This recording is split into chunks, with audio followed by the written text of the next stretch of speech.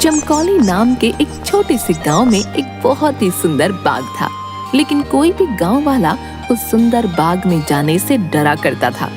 उनका मानना था कि अक्सर बाग के उस पार वाली गुफा के अंदर से किसी जिन्न की आवाजें आती हैं, जो आते जाते लोगों को आवाजें देता है, जिससे गांव वाले बहुत डरा करते थे। एक दिन गांव के दो युवक खेत पर आपस में बात करते हुए, अरे भाई, कल मैं उस बाग की तरफ गया था, वहाँ फिर से उस जिन की वही डरावनी आवाजें आ रही थी। अरे क्यों भाई, क्या करने गए थे तुम वहाँ? क्या तुम्हें पता नहीं बाग के पास वाली गुफा में जिन रहता है? अगर वो तुम्हें कहीं कुछ कर देता तो आइंदा फिर उस बाग की तरफ मत जाना। तभी वो वहाँ से बात करते हुए खेत से चले जाते हैं। अगले दिन गांव का एक लड़का रांझा, यार, इस गुफा में से आवाजें कौन देता होगा? मुझे इसके पीछे जरूर कोई राज नजर आता है। रांझा भैया, जो भी हो, लेकिन गलती से भी उस गुफा के अंदर मत जाना। लेकिन इस गुफा का रहस्य तो मैं जान कर रहूंगा। सब गांव वाले डर के साए में आखिर कब तक रहेंगे? उसके बाद शाम हो गई और रांझा और उसका दोस्त अपने अपने घर चले गए। अगले दिन सुबह सारे गांव में सन्नाटा था और रांझा के घर के बाहर उसकी लाश रखी हुई थी। सब रो रहे थे। शाम को बस ये बोल के घर से निकला था कि आज एक रहस्य से पर्दा उठाने जा रहा हूँ। मेरे रांझा की बहादुरी उसे ले डूबी। हाय मेरा बच्चा। हो ना हो, ये उस गुफा वाले जिन ने ही किया है। हाँ। उसी गांव में धन्नू नाम का व्यक्ति रहता था, जो एक व्यापारी था। उसकी दो बेटियां थीं, रीमा और सीमा।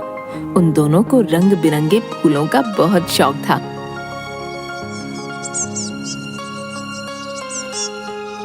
बहुत दिन हो गए हैं, चलो आज हम गांव के बाग में चलते हैं। न जाने क्यों हमें बाबूजी उस बाग में जाने से मना करते हैं।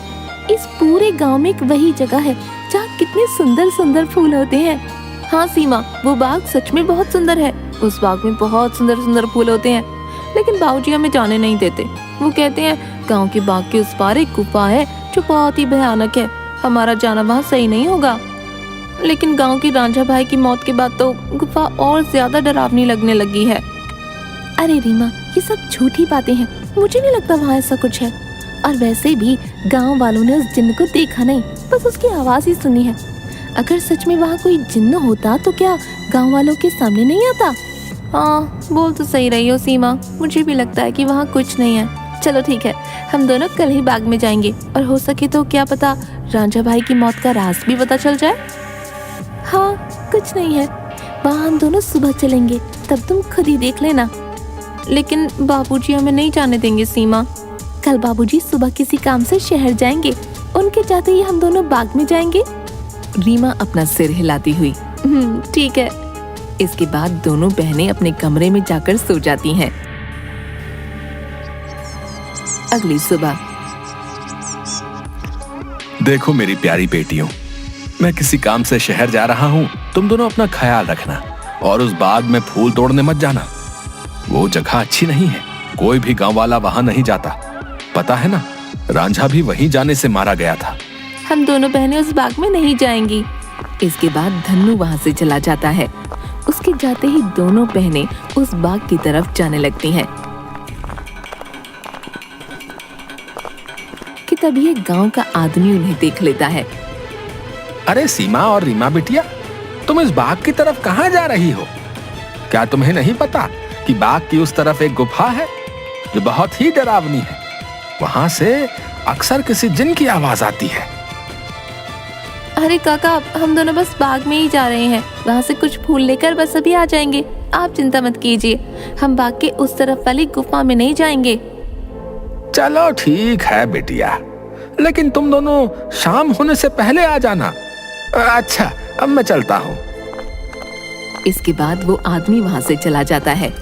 थोड़ी दूर चलने पर सीमा और रीमा देखती हैं कि दो चोर आपस में बातें कर रहे होते हैं। अरे भाई, हम ये सही कर रहे हैं क्या? गांव वाले तो कहते हैं उस गुफा में एक जिन रहता है जो लोगों को आवाजें देता है। मुझे नहीं लगता है ऐसा कुछ है।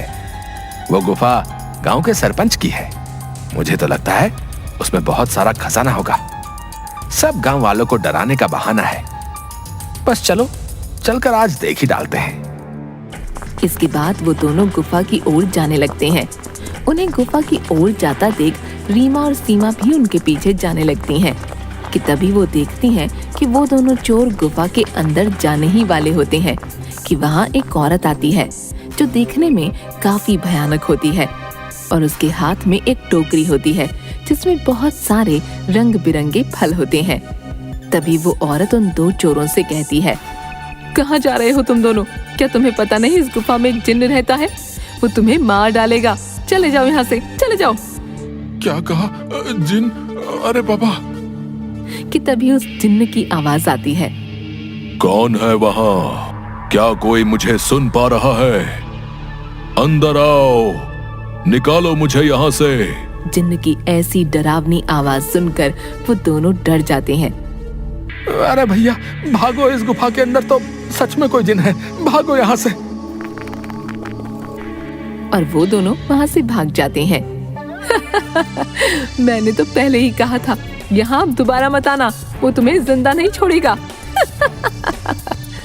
ये सब रीमा और सीमा देख रही थीं कि तभी वहाँ रीमा और सीमा के सामने वो औरत आ जाती है जो देखने में काफी भयानक होती है, जिसके हाथ में बहुत सारे रंग बिरंगे फल होते हैं।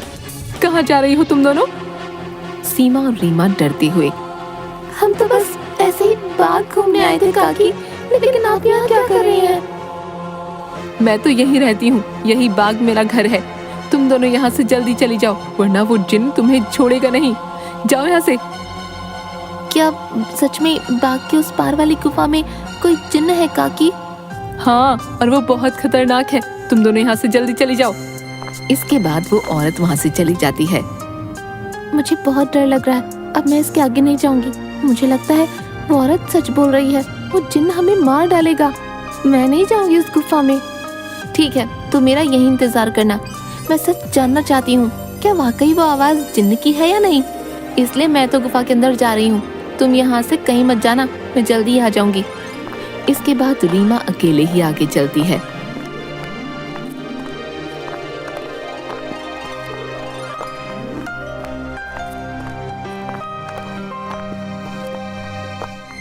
रीमा चलते चलते उस गुफा के पास पहुंच जाती है। तभी एक आवाज उसे सुनाई देती है जो काफी भारी होती है। ऐसा लगता है जैसे किसी रोते हुए इंसान की आवाज हो वो। कोई है यहाँ? मुझे यहाँ से बाहर निकालो।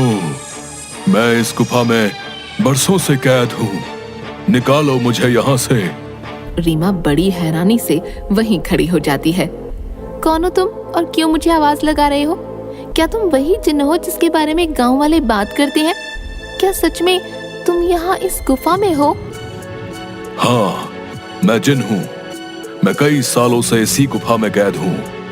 मेरी सहायता करो लड़की, मेरी बात मानो। मैं तुम्हें कोई नुकसान नहीं पहुंचाऊंगा। तुम मुझे इस गुफा से आजाद कर सकती हो। इसके बाद मैं यहाँ से हमेशा के लिए चला जाऊंगा। मेरी सहायता करो। क्या सच में हमेशा के लिए तुम यहाँ से चले जाओगे? मैं तुम्हारी सहायता जरूर करूंगी। मुझे क्या करना होगा जिन? बताओ मुझे, मैं अवश्य ही करूंगी।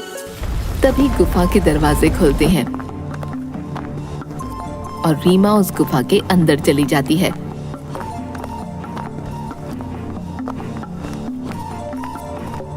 जैसे ही वो अंदर जाती है, एक बहुत बड़ी अजीब से जानवर की परछाई उसे नजर आती है जो देखने में बहुत ही डरावनी होती है। आओ लड़की, तुम्हारा जिन की इस गुफा में स्वागत है। मैं कई सालों से गुफा के बाहर आते जाते लोगों को आवाजें लगाता हूँ। सब गांव वाले डर कर भाग जाते हैं। कोई भी गांव वाला इस गुफा में आने की हिम्मत नहीं कर पाता। लेकिन तुम बहुत ही बहादुर लड़की हो जो इस गुफा में अकेली चली आई हो। क्या तुम जिन्न हो? लेकिन तुम मुझे दिखाई क्यों नहीं दे रहे हो? क्या तुम किसी को दिखाई नहीं दे सकते हो? नहीं, मैं जिन नहीं हूँ लड़की। मैं उस जिन की परछाई हूँ। वो जिन तो इस गुफा के कैद खाने में बरसों से कैद है। वो बाहर नहीं आ सकता है। मैं उसकी परछाई हूँ। परछाई? तुम मुझे ये बताओ कि वो जिन इस गुफा में कैद क्यों है? क्या जिन्न के इस गुफा में रिहा होने का कोई मार्ग नहीं है? मार्ग है लड़की, और तुम उस मार्ग तक पहुंच सकती हो, लेकिन इसके लिए तुम्हें इस गुफा के तहखाने में जिन के पास जाना होगा। वही जिन तुम्हें उसकी मुक्ति का राज बताएगा। जिसके बाद रीमा हाथ में जलती हुई एक आग की मशाल लेकर उस गुफा की ओर जाती है। जैसे ही रीमा तहखाने के अंदर जाती है तो उसे एक आग जलती हुई दिखाई देती है। वो जैसे ही उस आग के पास जाती है, हे जिन, मैं यहाँ तुम्हारी मदद करने आई हूँ, क्या तुम मुझे सुन सकते हो? उसे उस जिन्न की आवाज आती है। आओ बहादुर लड़की, मैं तुम्हारा ही इंतजार कर रहा हूँ। मैं जानता हूँ कि तुम ही मुझे इस गुफा से मुक्ति दिला सकती हो। तुम्हारा इस गुफा में स्वागत है लड़की। तुम बहुत ही बहादुर हो जो इस गुफा में आई हो। मेरा नाम जिनाद है।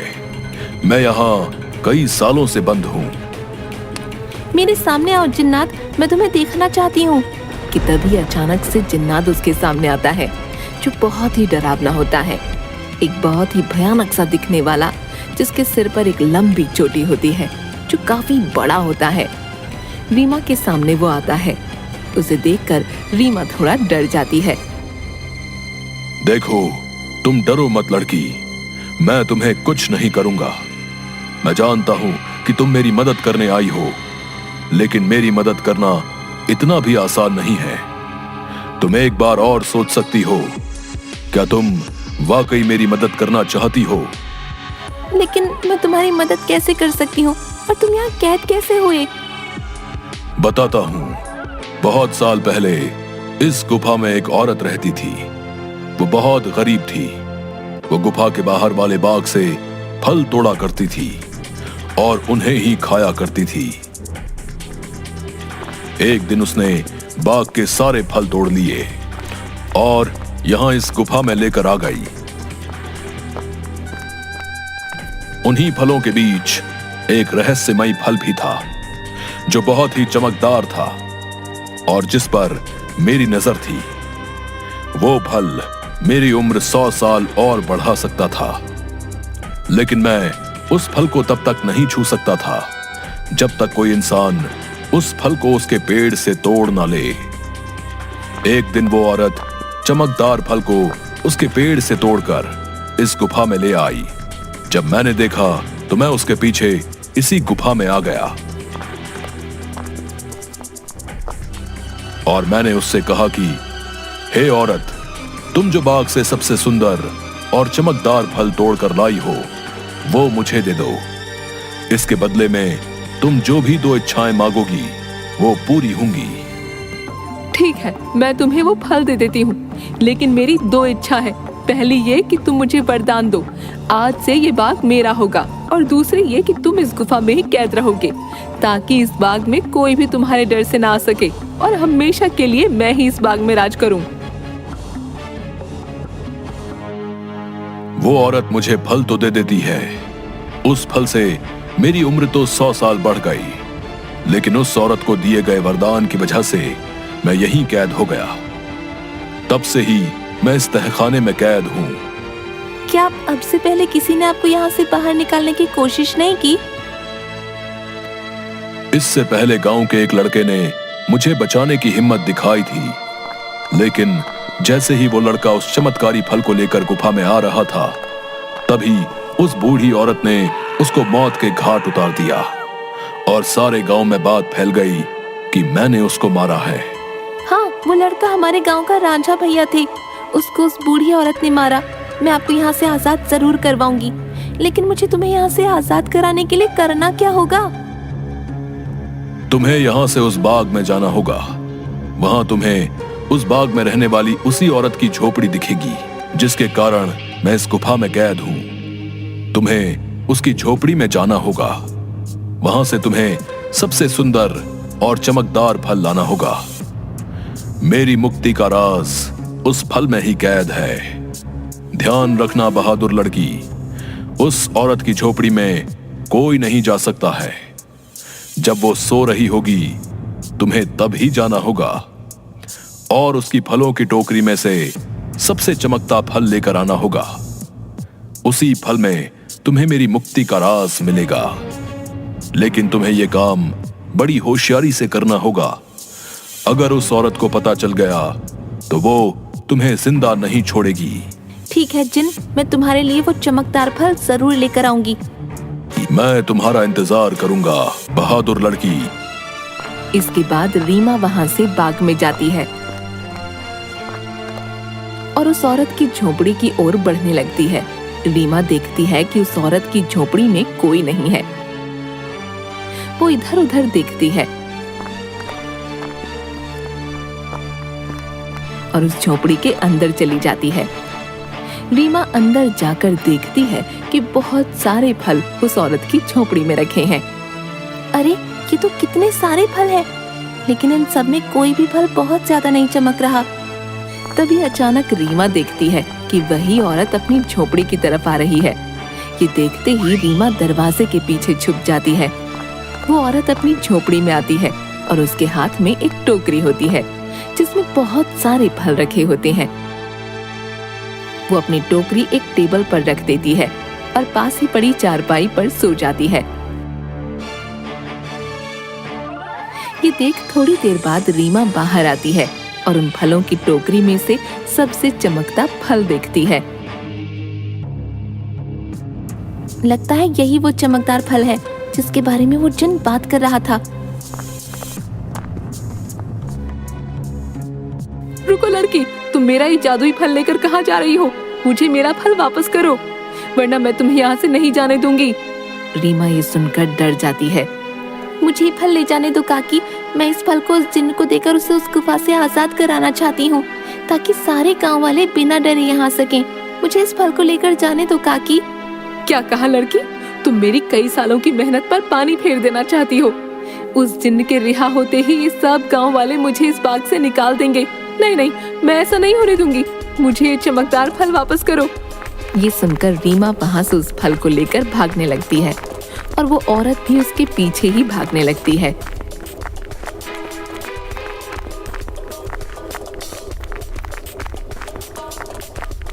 रीमा भागते भागते उस गुफा में पहुंच जाती है। जैसे ही वो गुफा में पहुंचती है, वो जादुई फल उसके हाथ से नीचे गिर जाता है, जिसके गिरते ही तोते में बदल जाता है। रीमा ये देखकर हैरान हो जाती है। तभी वो औरत वहां आ जाती है। ये तुमने क्या किया लड़की? इस जादुई फल को नीचे गिरा दिया और अब ये तोता तुम्हें उस जिन्न की आजादी का सबसे आखिरी रास्ता बताएगा। नहीं, मैं ऐसा नहीं होने दूंगी, मैं तुम्हें मार डालूंगी।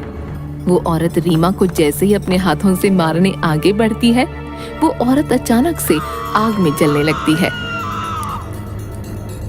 जिसे देख रीमा हैरान हो जाती है।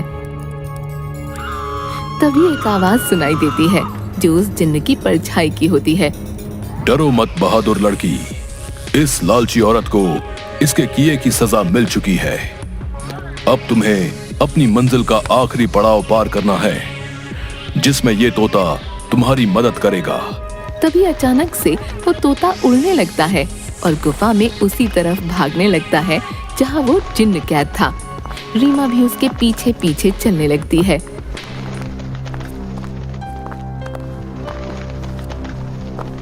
वो तोता एक छोटी सी खिड़की के पास जा बैठता है जो काफी चमक रही थी। तभी तोते की आवाज आती है। सुनो बहादुर लड़की, तुम्हें इस चमकदार खिड़की को खोलना होगा, जिसकी चाबी तुम्हें ढूंढनी होगी। मैं तुम्हें 2 रास्ते बताऊंगा, जिस पर चल के तुम्हें इस खिड़की को खोलने वाली चाबी मिलेगी। लेकिन 2 रास्तों में से तुम्हें कोई एक रास्ता चुनना होगा। पहला रास्ता एक गुलाब के फूल की तरफ जाता है जो बाग की तरफ है। दूसरा रास्ता एक अंधेरे की तरफ है जो इसी गुफा में उस तहखाने की तरफ जाता है जहां वो जिन कैद है। जाओ और अपना रास्ता चुन लो। रीमा काफी देर सोचने के बाद, मैं गुफा वाला रास्ता ही चुनूंगी जो अंधेरे की तरफ जाता हो।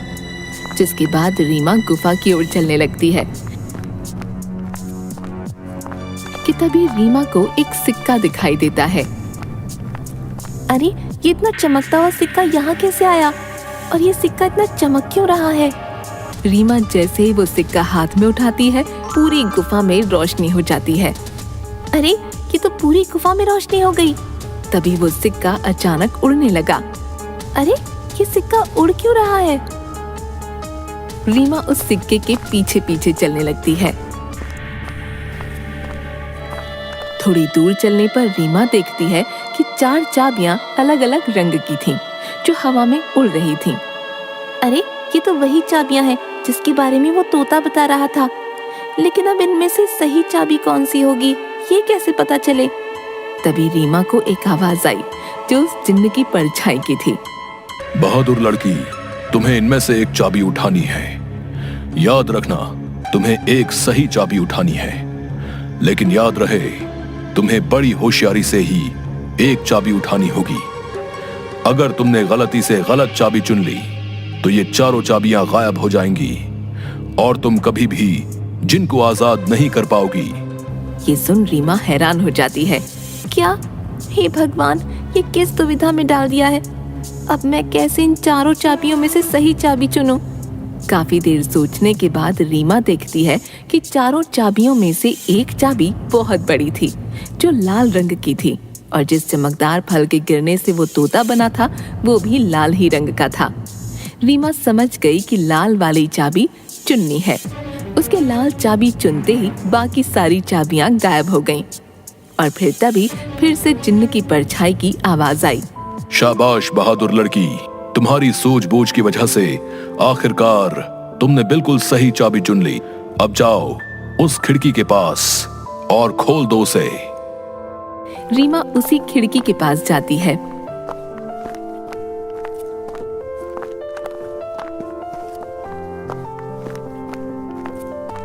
और देखती है कि अभी भी वो तोता उस खिड़की के पास ही बैठा था। ये देखो, मैं इस खिड़की की चाबी ले आई हूँ। तुम वाकई बहुत बहादुर हो लड़की। अब तुम इस चाबी से इस खिड़की को खोल दो। रीमा जैसे ही उस चाबी को खिड़की में लगाती है, खिड़की अचानक से खुल जाती है। रीमा देखती है उस खिड़की के बाहर बहुत रोशनी थी, जिसकी चारों तरफ बहुत सारे चमकदार फल चमक रहे थे और बहुत सारी तितलियां उनके पास मंडरा रही थीं। वो तोता उस खिड़की में उड़ता हुआ चला जाता है और तोता खिड़की के बाहर जाते ही उस जिन्न में बदल जाता है, जो कई सालों से गुफा में बंद था।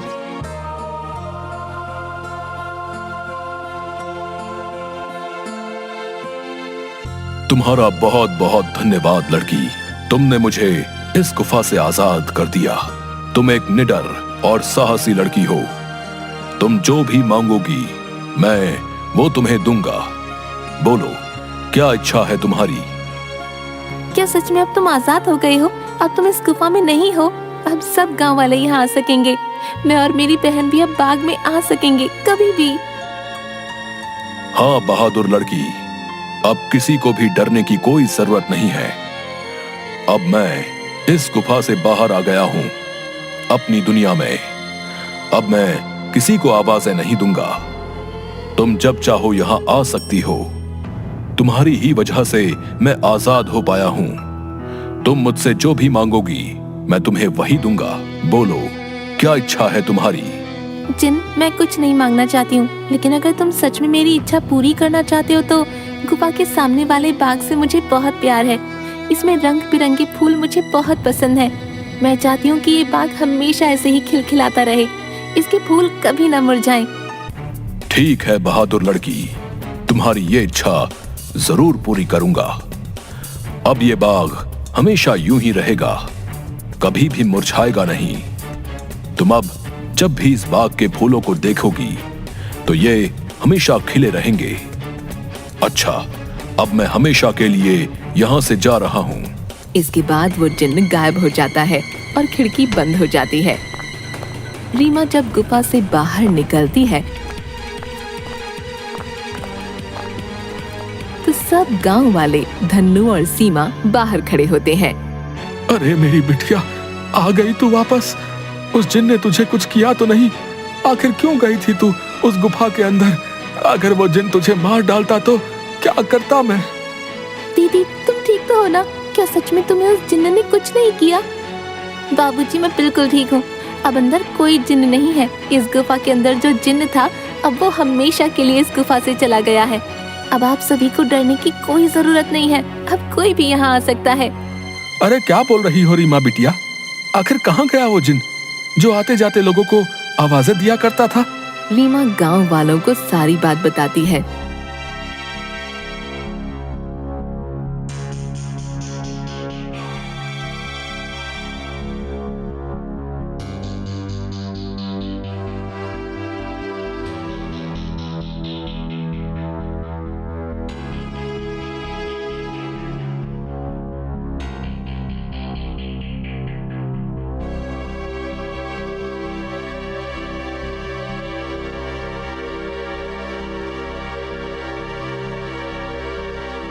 थोड़ी देर बाद गांव वाले बहुत खुश होते हैं और रीमा से बोलते हैं, अरे रीमा बिटिया, तुम तो सचमुच में बहुत बहादुर हो।